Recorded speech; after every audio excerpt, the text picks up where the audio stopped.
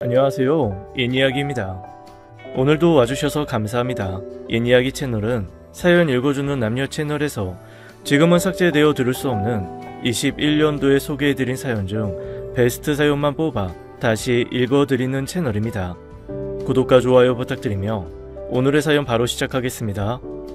안녕하세요. 저는 77살 남자입니다. 인생을 하루로 비유하자면 이제 저는 달도 지고 별도 지는 새벽이 아닐까 싶습니다. 아니죠. 새벽은 어린 아이들이겠죠. 그렇다면 저는 그저 까만 밤이겠네요. 자식들은 100세 시대라며 아직 청춘이라고 하지만 주변에서 하나둘 떠나는 모습을 보면 남일 같지가 않아요. 특히나 가까운 사람들이 병을 앓거나 죽음을 맞이하는 걸 보면 인생의 끝자락에 살고 있다는 느낌을 지울 수 없습니다. 얼마 전 제 쌍둥이 여동생이 큰 병을 얻게 됐다는 소식을 들었어요. 암이라고 하던데 현대의학으로도 암을 정복할 수 없나 보더라고요. 한날 한시 태어난 동생이 죽음을 앞두고 있다니 머릿속이 텅 비는 게 아무것도 할 수 없었습니다. 동생을 만나고 싶었지만 저와 동생 사이엔 골이 깊은 오해가 있어 섣불리 찾아갈 수도 없었어요. 며칠을 밥도 제대로 못 먹고 끙끙 앓는 저에게 아내는 한심하다고 대놓고 한 소리 하더군요. 내그맞게 겁날 것도 많아요. 나 같으면 당장이라도 달려가서 가는 길이라도 서로 웃는 낯으로 보내줄 텐데 아이 저렇게 소심한 양반이 여태 회사는 어떻게 이끌었나 몰라. 아이고 답답해요. 아내의 말에 자극을 받은 건지 어떤 건지 모르겠지만 더 늦기 전에 동생을 봐야겠다는 생각이 들었어요. 다음날 저는 동생이 입원한 병원을 찾아갔습니다. 동생은 제가 온 줄도 모르고 가쁜 숨을 쉬며 잠을 자고 있더군요. 순옥아. 순옥이 하나밖에 없는 내 누이 순옥이. 그 이름을 얼마 만에 불러보는지 모르겠네요. 순옥이와 저는 쌍둥이로 태어났습니다. 사실 저보다 10분 앞서 순옥이가 나왔지만 아들 자식 태어나며부터 기죽일 수 없다고 어른들은 저를 오빠로 키웠어요. 이것만 얘기해도 저희 집안에서 순옥이와 제 위치가 어땠는지 느껴지시나요? 그 시절에 아들, 딸 차별 없이 자란 집이 몇이나 되겠냐만 저희 집은 그 중에서도 유독 심한 편에 속했습니다. 쓸모없는 기집애가 한 배에 들어앉아 아이 지 오빠가 가질 걸 전부 나눴으니 갓난애라고 나오는데 아이 어찌 된 게 어른 남자 손바닥만 하려나?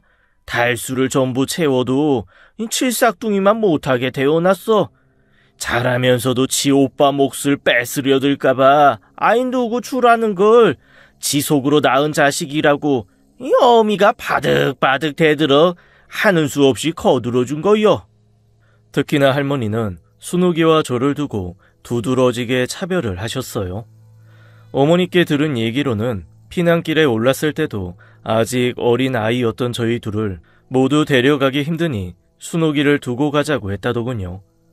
결국 어머니는 저를 업고 순옥이를 앞세워 대전까지 그 먼 길을 갔다고 합니다. 잠깐이라도 저를 내리고 순옥이를 업으려고 하면 당장에 할머니는 몹쓸 기집애 버리고 간다며 온갖 모진 소리를 해 어쩔 수 없었다고 해요.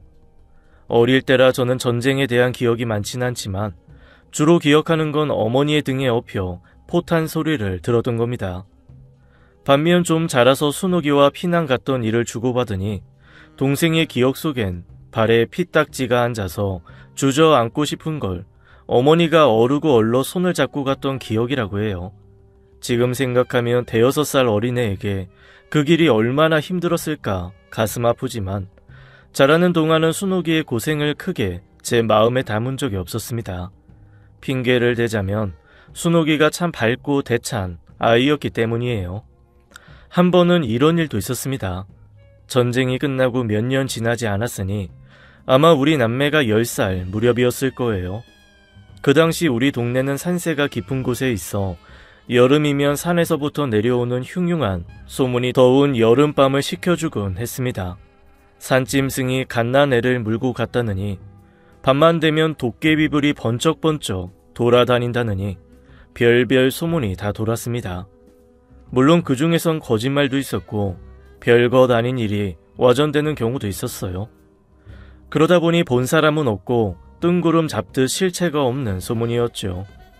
하지만 그 해엔 뭔가 달랐습니다. 전쟁의 여파였는지 소문에는 전쟁통에 북에서 내려와 산속에 숨어 사는 간첩이 있다는 거였어요.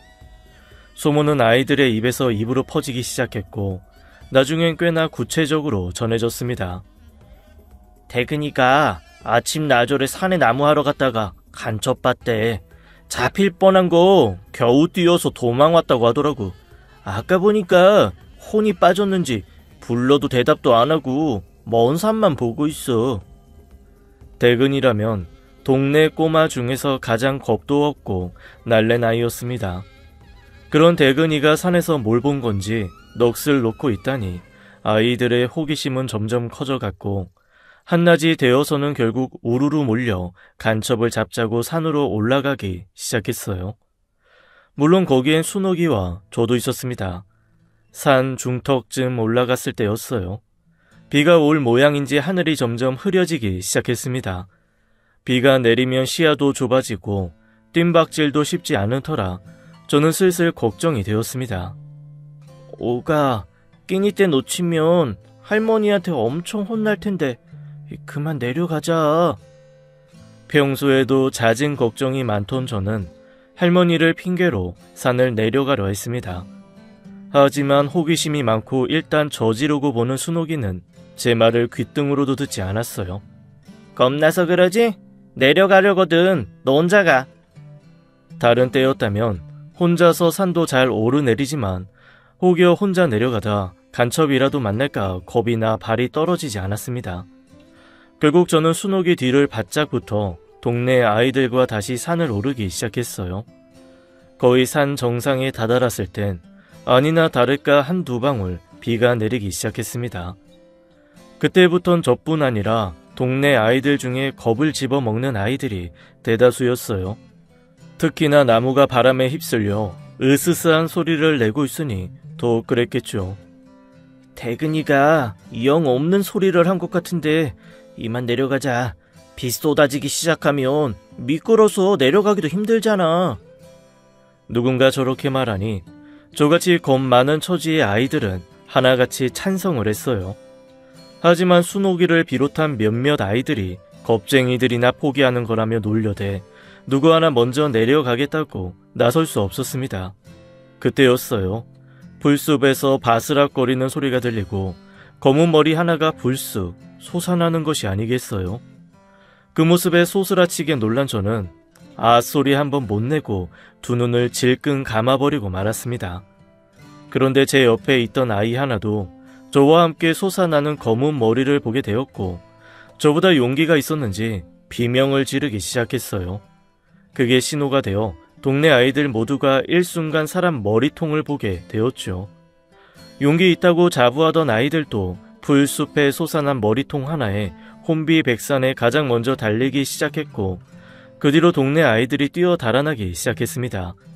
겁을 먹고 눈을 질끈 감아버렸던 저는 어느새 아이들에게 휩쓸려 정신없이 뛰었어요. 달리기가 빨랐던 저는 뒤늦게 달렸지만 금세 선두에서 달릴 수 있었습니다. 얼마쯤이나 멀어졌는지 이쯤이면 안전하다 싶은 곳에 선두로 뛰던 아이들이 하나둘 멈춰 섰습니다. 저 또한 멈춰 서서 그제야 뒤늦게 뛰어오는 아이들 중 순옥이를 찾아봤어요. 달리는 내내 겁이 나서 도저히 동생을 돌볼 겨를이 없었거든요. 그런데 어찌 된 일인지 마지막 아이까지 멈춰선 후에도 순옥이가 보이지 않았습니다. 순옥이 못 봤어? 아까 같이 뛰지 않았어? 저는 아직도 겁에 질려 발을 동동 구르는 아이들에게 순옥이와 함께 뛰지 않았냐고 물었어요. 하지만 다들 정신없이 도망친 상황이라 고개만 절레절레 저을 뿐이었습니다. 그때 마침 비가 쏟아지기 시작하자 아이들은 너나 할 것 없이 마을로 내려가자고 하였고 벌써 앞서 걸어가는 아이들도 있었어요. 저는 몇몇 친한 동무들에게 같이 순옥이를 찾으러 가자고 부탁을 했습니다. 하지만 돌아오는 대답은 비가 더 내리치기 전 집으로 돌아가야 한다는 거였어요. 겁에 집어먹은 아이들이 뭘 할 수 있었겠어요. 저는 아이들이 전부 돌아가고도 한참 그 자리에 서서 순옥이를 기다렸습니다. 차마 다시 돌아가 상황을 살펴볼 용기가 생기진 않았거든요. 반 시간 정도 지나자 이대로는 안 되겠다 싶었습니다. 저는 동네로 내려가 어른들을 불러올 요량으로 천천히 산을 내려가기 시작했습니다. 하지만 이제라도 순옥이가 올지 모른다는 생각에 쉽사리 뛸 수가 없었어요. 내딛는 한 걸음 한 걸음이 어찌나 무겁던지. 차라리 순옥이와 함께 검은 머리통 옆에 남았어야 한다는 생각에 마음을 짓눌렀습니다. 그렇게 100걸음이나 걸었을까요? 제 뒤에서 순옥이가 저를 부르는 소리가 희미하게 들려왔습니다. 석환아! 이석환! 그 사이 비가 더 세차게 내려 빗소리에 거의 파묻히다시피 했지만 분명 순옥이가 저를 부르는 소리였어요.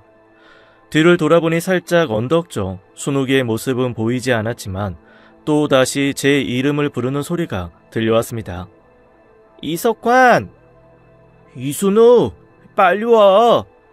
잠시 후 순옥이가 물에 빠진 생쥐꼴을 하고 뛰어왔습니다. 야, 너 어디 갔다 온 거야? 난 네가 간첩한테 잡혀간 줄 알고 어른들 부르러 내려가고 있었잖아. 저는 순옥이를 보자 안도감에 잔소리를 퍼부었습니다. 평소 같았으면 제 말에 똑소리 나게 받아칠 순옥이가 그날따라 가만히 있었어요. 결국 저도 제 풀에 꺾여 우리 남매는 비를 맞으며 조용히 산길을 내려갔습니다.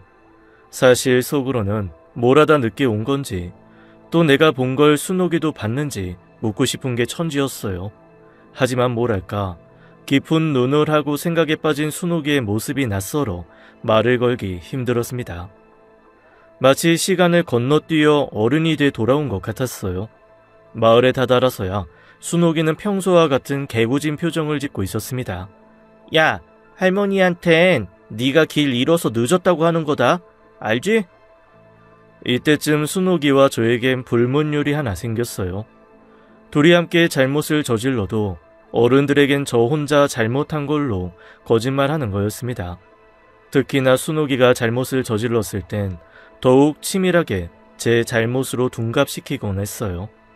만약 순옥이 잘못이라는 게 고스란히 할머니 귀에 들어가는 날엔 집안이 쑥대밭이 나곤 했거든요. 집으로 돌아가자마자 역시나 할머니는 장대비가 쏟아지는데 우리 남매가 돌아오지 않는 것에 무척 역정이 나 있으셨습니다.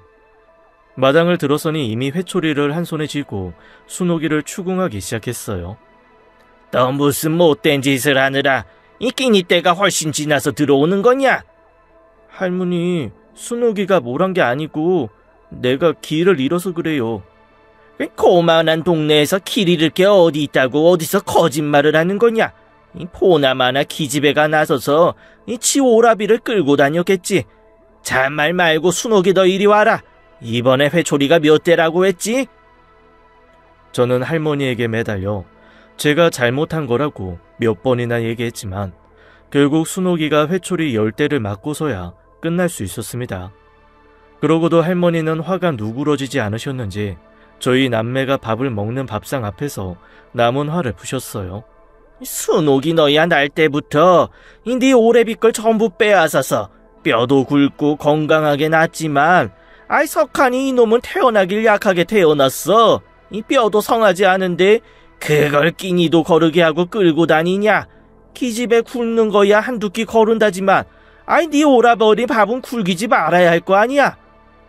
순옥이는 할머니의 이런 구박이 이골이 나서 눈 하나 꿈쩍 않고 밥을 먹었지만 결국 저는 그날 밤 아주 심하게 체하고 말았습니다. 새벽에 몇 번이나 자리에서 일어나 토약질을 하고 아침 나절이 되어서야 잠들 수 있었어요. 그 바람에 어머니는 밤을 꼴딱 지새우며 제 병간호를 해주셨습니다. 어머니의 걱정은 앓는 저에게도 닿았지만 순옥이에 대한 것이 더 크셨어요. 혹여나 할머니가 제가 앓는 걸 눈치채면 순옥이의 종아리가 회초리 10대로 끝나지 않을 거라는 걸 아셨기 때문이죠. 크면서 앓는 거야 흔한 일이다만 네 할머니는 석하니 네 몸에 돌멩이만 부딪혀도 순옥이 타글하시니 그 노릇을 어찌 막을까 싶구나. 차라리 둘 다 딸이었다면 지금보다는 나았을성 싶단다. 어머니는 우리 남매를 공평하게 사랑하셨지만 항상 제 그늘에 파묻히는 순옥이에게 더 마음을 쓰실 수밖에 없으셨죠. 어쨌든 어머니가 다른 가족들이 눈치챌 수 없도록 병간호를 해주어 저는 다음날 정오쯤엔 멀쩡히 나와서 밖으로 나가 아이들과 뛰어놀 수 있었습니다. 제가 나가니 아이들은 순옥이를 둘러싸고 전날 있었던 일들을 캐묻고 있더군요. 근데 너 거기서 뭐하다 온 거야? 뭐라긴 뭐래. 겁쟁이들 놀라서 뛰어가는 거 구경하고 있었지. 평소 같으면 자신의 무용담을 늘어놓을 순옥이는 끝끝내 입을 열지 않았습니다. 아이들 호기심이라는 게 원래 길지 않다 보니 동네 아이들은 금방 흥미를 잃고 다른 놀이에 빠져들었어요. 하지만 그 후로 며칠간 저에겐 계속해서 의문이 생겨났습니다. 왜냐하면 밥 시간이 되면 순옥이는 자기 몫의 멀건죽을 반을 남겼다가 또 잠시 뒤엔 부엌에서 먹을 만한 걸 훔쳐 나오고 이러길 며칠을 이어갔거든요. 아무래도 삶에 숨어든 간첩과 연관이 있을 거란 생각에 순옥이의 뒤를 밟아보려 했지만 어찌나 재빠른지 번번이 놓치고 말았습니다. 그러다 일이 터진 건 순옥이가 부엌에서 커다란 누룽지를 훔쳐 나오는 길에 할머니와 떡하니 마주치게 되면서입니다. 아이 망할 기집애가 어디서 못해 먹은 것만 배웠어? 할머니는 도둑을 키웠다며 순옥이에게 평소보다 곱절은 심하게 매질을 하셨어요. 특히나 누룽지를 훔쳐다 뭐에 쓰려 했냐고 추궁했지만 순옥이가 고집을 보이며 입을 다물고 있자 더욱 역정이 나셨습니다. 할머니의 매질은 종아리에서 그치지 않고 손이 닿는 곳곳이 온통 멍투성이가 되어서야 끝이 났어요. 그날의 매질은 보통으로는 병이 나는 법이 없던 순옥이가 며칠을 앓아 누울 정도였습니다. 며칠 뒤 거지 꼬마 아이가 누구네 집 부엌에서 음식을 훔쳐 먹다 잡히는 일이 생겼어요. 그 일로 그 여름 온 동네를 뒤숭숭하게 만들었던 간첩에 대한 소문과 병이 나도록 두들겨 맞은 순옥이의 누룽지 사건이 샅샅이 밝혀지게 되었습니다. 어쩌다 거지 자매가 산자락에 자리를 잡게 되었고 그 바람에 산에 간첩이 들었다는 소문이 돌았던 거죠. 결국 간첩 잡겠다고 올라간 동네 아이들은 꼬마 여자의 머리통에 겁을 집어먹고 달아난 꼴이 되었답니다.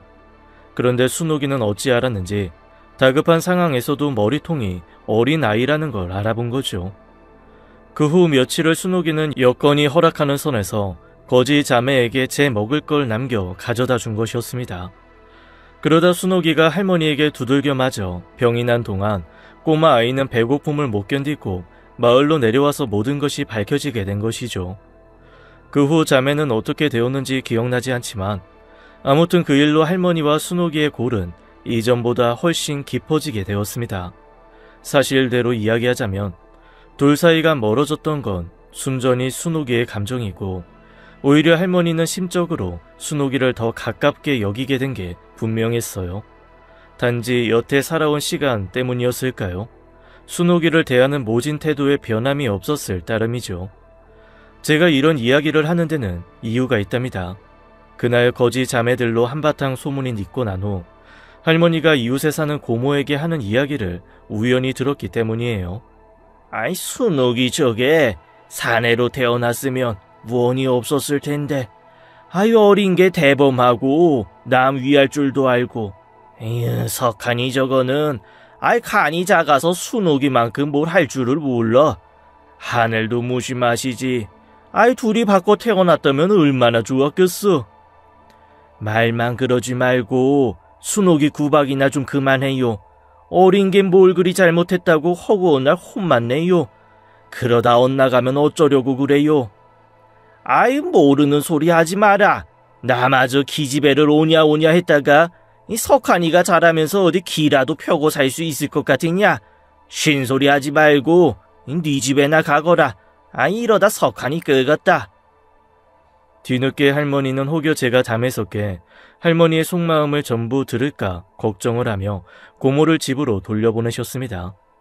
하지만 이미 저는 그 얘기를 전부 들어버렸죠. 그리고 그때부터 순옥이에게 자격지심을 느꼈던 것 같아요. 평소에는 둘이 잘 어울리다가도 순옥이가 동네 아이들 중 대장 짓을 하며 일을 꾸밀 때면 저는 어김없이 반대를 해 패를 갈라놓았습니다. 뿐만 아니라 누가 순옥이 칭찬이라도 할라치면 귀를 막고 돌아서 버렸죠. 그것 말고도 못난 짓을 참 많이 했어요. 하지만 그중 가장 후회되고 부끄러운 짓은 할머니가 순옥이를 별 이유 없이 혼을 낼 때 더는 막아서지 않았다는 겁니다. 물론 저 때만 해도 제 행동의 이유가 자격지심이라고 생각하지 않았어요. 제 나름으로는 그때마다 변명거리가 있었던 것 같은데 이제와 하나씩 차분히 떠올리니 마음 가장 밑바닥에 순옥이의 강한 성품에 대한 질투가 자리 잡고 있더군요. 제 그런 마음 때문이었는지 우리 남매는 자라면서 조금씩 멀어지게 되었습니다. 수동이는 저뿐 아니라 가족들과도 조금씩 벽을 세우기 시작했어요. 아무래도 할머니의 끊임없는 구박을 더는 버텨낼 재간이 없었겠죠. 그러다 우리가 17살이 되던 해 결국 순옥이는 완전히 가족과 연을 끊게 되었습니다. 그해 저는 가족들의 헌신으로 멀지 않은 도시로 나가 고등학교를 다니게 되었고 순옥이는 할머니의 반대로 학교를 가지 못하고 쌀집 격리로 들어가게 되었습니다. 원래 순옥이가 공부를 참 잘했고 저는 그저 되는 대로 성적을 받는 정도였어요. 하지만 날 때부터 우리 남매의 운명이 정해진 상황이었기에 누가 더 공부를 잘하느라 하는 건 의미가 없었습니다. 순옥이의 본디 성격이라면 학교 공부를 더 하지 못하는 것에 아쉬움이 남았을 법도 한데 이미 가족들에게 마음의 문을 닫아서인지 서운한 내색 한번 하지 않더군요.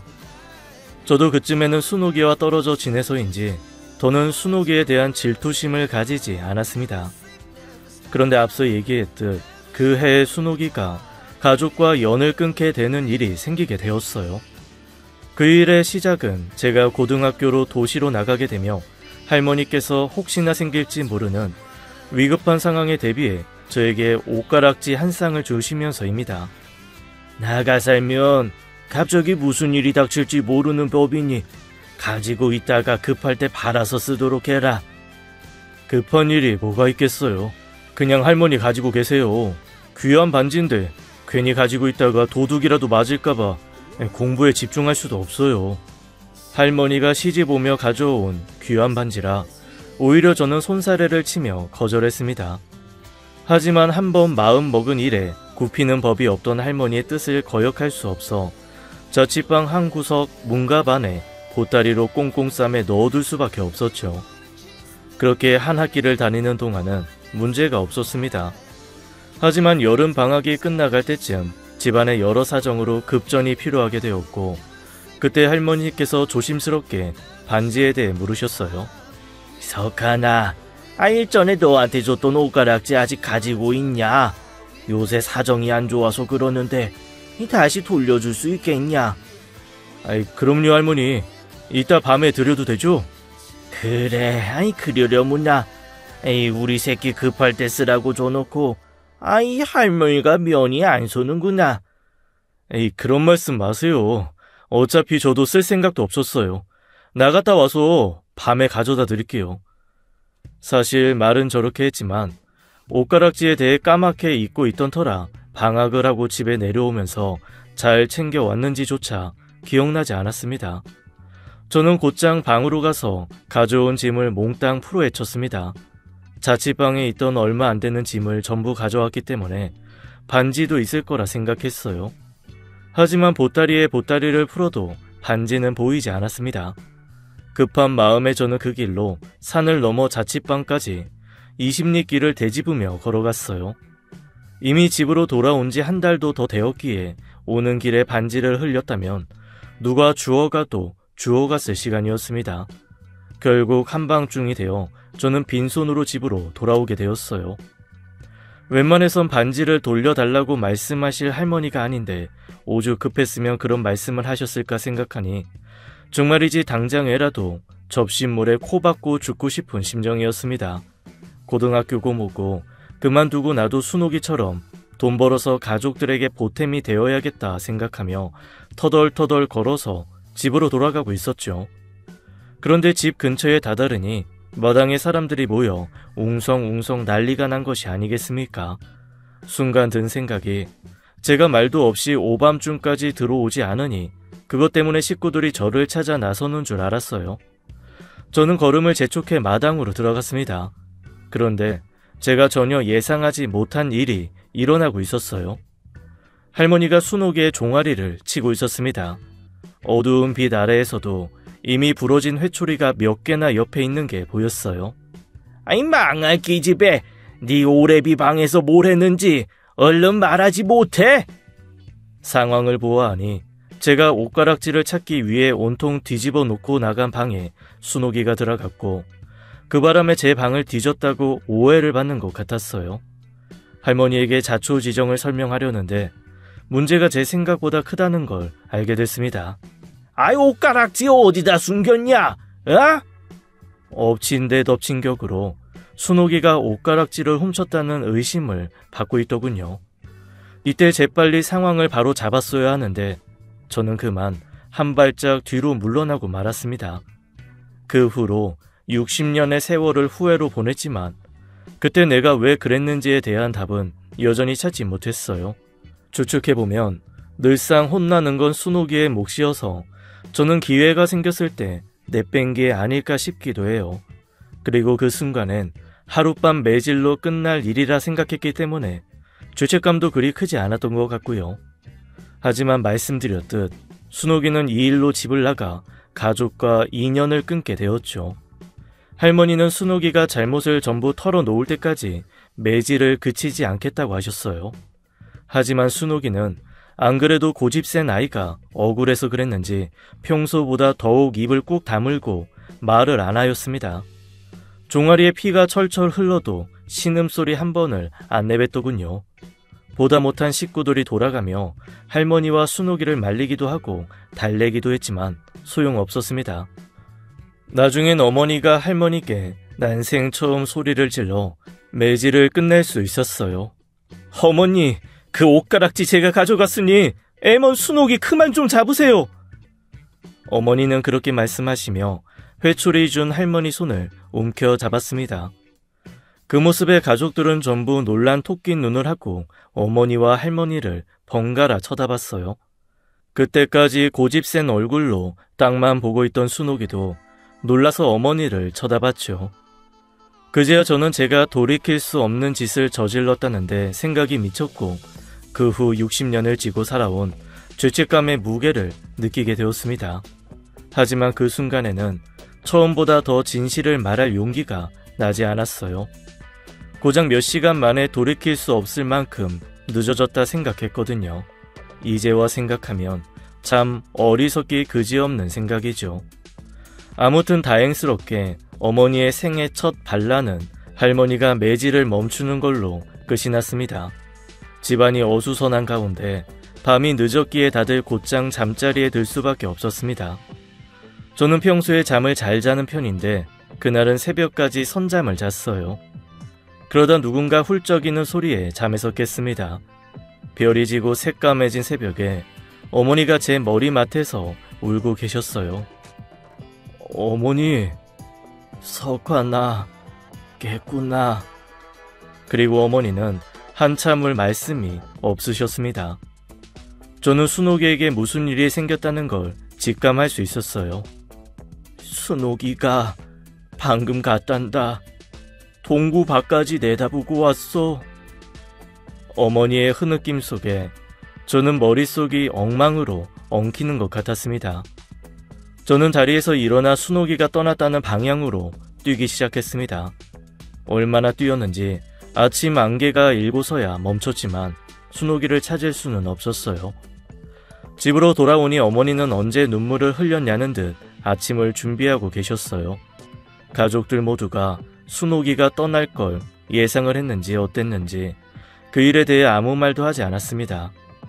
저는 어째서 순옥이가 옷가락질을 훔쳤다는 오해를 사게 되었는지 또 어디로 떠나는지 궁금한 것이 많았지만 죄책감 때문인지 물을 수 없었어요. 그렇게 제 가슴에 순옥이는 멍울져 남았습니다. 사람은 참 야속한 동물이죠. 그래도 몇 년은 순옥이와 관련된 악몽도 꾸며 살았지만 그럼에도 사라지고 시간이 흘러 기쁨도 느끼며 순옥이의 존재를 가슴에 묻게 되더군요. 그러다 지금의 아내를 만나 결혼을 하고 저는 한 가정의 가장이 되었습니다. 그 후 제 삶은 지극히 평범한 일상이었어요. 매일이 반복되는 쳇바퀴 속에서 살아가는 거나 마찬가지였죠. 그러다 시간은 흘러 1997년이 되었습니다. 50대 중반이 된 저는 벗어진 머리로 회사에서 이도 저도 아닌 자리 하나를 차지하고 앉아있더군요. 97년이면 많은 분들이 기억하시겠지만 IMF로 경제 위기가 닥친 해였죠. 저 또한 그 폭풍에 휩쓸려 실직을 하게 되었답니다. 자식들 대학 공부라도 끝마친 상황이었다면 그래도 걱정이 덜했을 텐데 두 아이가 나란히 대학을 다니는 중이어서 한숨만 깊어졌었죠. 그때 아내는 받은 퇴직금으로 경력을 살려 사업을 해보라고 하더군요. 지금 시기가 안 좋아도 어차피 당신 하는 일은 크게 호황이 있는 것도 아니고 불황이 있는 것도 아니잖아요. 좋을 때는 아니지만 지금이라도 자재 구입부터 하나에서 10까지 평소보다 배는 저렴하게 준비할 수 있을 거예요. 아내의 대참 말을 듣는데 어찌 그리 순옥이가 생각이 나던지. 여태 의절하지 않고 잘 지냈다면 아내와 순옥이가 좋은 친구가 됐을 거란 생각이 들었습니다. 아내의 사업 제안은 하나에서 10까지 전부 옳은 판단이었어요. 당신 말이 맞지. 하지만 퇴직금이라도 지키고 있어야 애들 대학 공부는 끝낼 수 있지 않을까 싶어. 사실 조금만 용기를 낸다면 제가 하는 일에 있어서 위기가 기회가 될 수 있는 시기였지만 용기가 부족했던 저는 섣불리 사업을 시작할 수 없었습니다. 그러다 하루는 오전 나절을 침대에 누워 멍하게 보내고 있을 때였어요. 아내는 평소와 다름없이 집안일을 하느라 바쁘게 움직이고 있었습니다. 그때 거실에 전화가 울려대더군요. 저는 열린 귀로 그 소리를 뻔히 들으면서도 아내가 달려가 전화를 받을 때까지 꼼짝없이 침대에 누워 있었어요. 아내가 전화를 받으러 뛰어가며 저를 한번 흘겨보는 게 느껴졌지만 저는 두 눈을 꾹 감고 도 닦는 사람처럼 넘겼습니다. 할 일도 없겠다. 다시 잠을 청해볼 요량이었어요. 그런데 이번엔 아내가 총총 걸음으로 들어와 저를 흔들어 깨우는 게 아니겠습니까? 여보, 당신 찾는 여자예요. 누구냐고 물으니 순옥이라고 하던데. 맞죠? 당신 쌍둥이 여동생이라는. 그 순간 잠이 확 달아나더군요. 순옥이냐? 순옥이야. 오랜만이에요, 오빠. 목소리는 나이 들었지만 저는 단번에 순옥이라는 걸 알 수 있었습니다. 어릴 적엔 할머니의 눈이 닿지 않은 곳에선 곧 죽어도 이름을 불러대던 순옥이가 저에게 오빠라고 하더군요. 다른 게 아니고 우연히 오빠 소식 들었어요. 제안하고 싶은 게 있어서 연락했어요. 저는 순옥이의 목소리만으로도 어린 시절이 떠올라 행복하기도 하고 괴롭기도 했는데 순옥이는 사뭇 차분하게 할 말을 전하였습니다. 요약하면 저에게 투자를 하고 싶다는 말이었어요. 저는 내심 순옥이가 거리를 두는 것이 서글펐지만 긴 시간 떨어져 지냈으니 천천히 다시 시작하리라 마음먹었답니다. 그래, 저는 순옥이의 제안을 고맙게 받아들여 사업을 시작하기로 했어요. 물론 그렇게 되면 순옥이와 자연스레 얼굴 볼 기회도 생길 거라 여겼거든요. 순옥이의 투자로 시작한 사업은 승승장구하기 시작했습니다. 제 마음으론 잠깐이라도 시간을 내 밥이라도 한 끼 하고 싶었지만 사업상의 투자는 순옥이의 법률 대리인으로부터 이루어져 만날 기회는 좀처럼 생기지 않았습니다. 서운한 마음은 있었지만 그만큼 어렸을 적 순옥이가 받은 상처를 생각하면 가슴이 아팠어요. 그러다 순옥이와 얼굴을 대면하는 일은 정말 뜻하지 않게 일어났습니다. 80이 훌쩍 넘은 나이에도 건강하시던 어머니가 갑자기 하루아침에 돌아가시며 순옥이와 저는 다시 만나게 되었어요. 자식이라곤 쌍둥이 남매인 우리 둘이 전부였기에 싫든 좋든 우리 남매는 함께 상을 치렀습니다. 3일장을 치르는 동안 많은 이야기를 나누지 못했지만 그래도 저는 이제 좀 관계의 전환점이 오지 않으려나 내심 기대를 했던 부분이 있었습니다. 하지만 순옥이와의 관계는 평행선을 그으며 다시 20여 년의 시간이 흘렀어요. 이쯤하면 마음을 풀어줄 법도 한데 그러지 않는 순옥이에 대한 원망도 차츰 커져가고 있었죠. 그리고 얼마 전 처음에 얘기했듯 순옥이가 암에 걸려 더는 치료할 방도가 없다는 소식을 듣게 되었어요. 이번이 우리 남매가 터놓고 얘기할 마지막 기회란 걸 알았지만 용기가 없던 저는 순옥이를 찾아갈 엄두를 내지 못했습니다. 그러다 아내의 권유로 순옥이를 찾아가게 되었어요. 처음 며칠은 순옥이의 자는 모습만 보고 돌아올 수밖에 없었습니다. 늙고 지친 동생을 보니 가슴이 참 아팠어요. 그러다 어느 날인가 순옥이가 저를 기다리고 있더군요. 잠에서 깨어있을 뿐이지 얼굴이 엉망인 것이 순옥이의 시간이 길지 않다는 것을 알 수 있었습니다. 오빠가 몇 번이나 다녀갔다는 얘기 들었어요. 그래서 오늘은 마음 먹고 이렇게 기다리고 있었네요. 그렇게 말하는 순옥이의 얼굴엔 할 말이 가득해 보였어요. 저 또한 이번엔 때를 놓치지 않고 옷가락지에 대한 진실을 털어놓고 용서를 빌기로 마음먹었습니다. 저는 더 늦어지면 겨우 생긴 용기가 사라지고 또다시 말문이 막힐 것 같아서 바로 이야기를 시작했어요. 오가, 내가 너한테 꼭 할 말이 있어서 이렇게 찾아왔단다. 우리 17에 할머니 옷가락지가 없어졌던 일 너도 기억하지? 하긴 어떻게 잊을 수가 있겠냐. 순옥의 표정은 평온했고 제 이야기를 천천히 들을 준비가 된 것 같았습니다. 그때 네가 이 도둑으로 몰려 가족을 떠났지 않았겠소? 그게 내 평생의 짐으로 남아있단다. 사실 그 옷가락지를 잃어버린 건 나였어. 이 온 방안을 다 헤집어도 반지가 없길래 그 길로 자취집까지 이어지는 산길을 따라 이 반지를 찾으러 나갔다 왔는데 이미 네가 도둑을 누명 쓴 후더라. 그때 잘못된 걸 바로 잡았어야 했는데 일이 이렇게 커질 거라곤 상상도 못했었단다.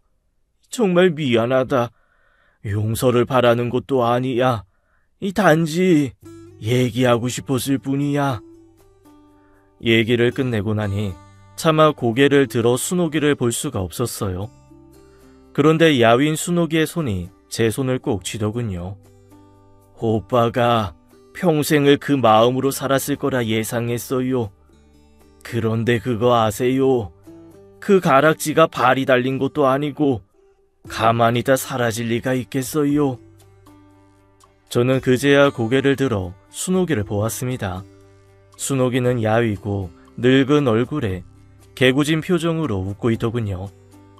어떻게든 지긋지긋한 그 집에서 벗어날 핑계가 필요했다면 나를 좀 이해해 줄 수 있을까요? 순옥이는 어느 하루 제 자취방에 반찬을 가져다 주러 들렀다가 옷가락지를 훔쳐 나갔다고 해요. 그때만 해도 저를 놀래켜줄 장난이었다고 합니다. 그러다 몇 달 후 급전이 필요해 반지를 달라는 할머니와 제 대화를 엿듣고 다시 돌려주러 제 방으로 들어갔는데 그 모습을 할머니가 보셨던 거고 다짜고짜 순옥이를 반지 도둑이라며 매질을 시작하셨다더군요. 그때 순옥이는 집을 나가겠다 마음먹었다고 합니다. 그리고 매질이 끝나고 까만 새벽이 왔을 때 피가 터진 종아리를 하고 집을 나간 거였죠. 그 후 반지를 미천으로 시장에서 시작한 장사는 하는 족족 큰 돈을 벌어들여 후에 제 사업에 투자도 할 수 있을 만큼 크게 부자가 된 것이죠. 집 나오고 한동안 아무한테도 연락하지 않았어요. 어렸을 적 기억들만 떠올려도 이 숨이 막히는 것 같았거든요. 왜? 이 오빠랑도 그쯤엔 뭐 때문인지 소원했잖아요. 그러다 엄마가 생각나 연락을 하게 됐고 아주 가끔 안부만 전하면서 지내게 됐죠. 순옥이는 숨이 차는지 한참 쉬었다가 다시 말을 이어나갔어요. 그때가 언제더라? 이 할머니가 위독하시다고 엄마가 연락을 하셨어요.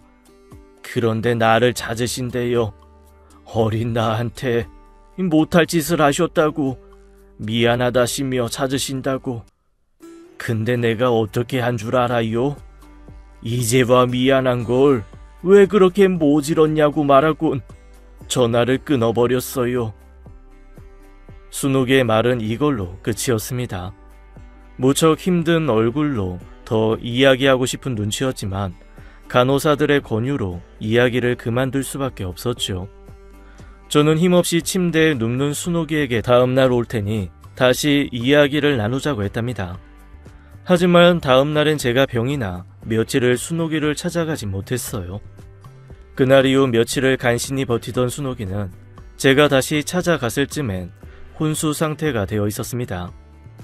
아직 못다한 이야기가 참 많은데 내 동생 순옥이가 작별을 준비하고 있답니다. 돌이켜보면 살면서 겪었던 큰일 중 대다수가 아무것도 아니었는데 왜 그렇게 상처 주고 상처받으며 살았는지, 남은 날이 많지 않아서인지 이제야 저도 철이 드나 봅니다. 욕심이라는 걸 알지만 단 하루만 더 순옥이가 힘을 내주어 지난 추억들을 웃으며 나누고 싶네요. 지금까지 옛 이야기였습니다. 끝까지 함께 해주신 여러분 감사드리며 저희는 다음 사연으로 돌아올게요. 감사합니다.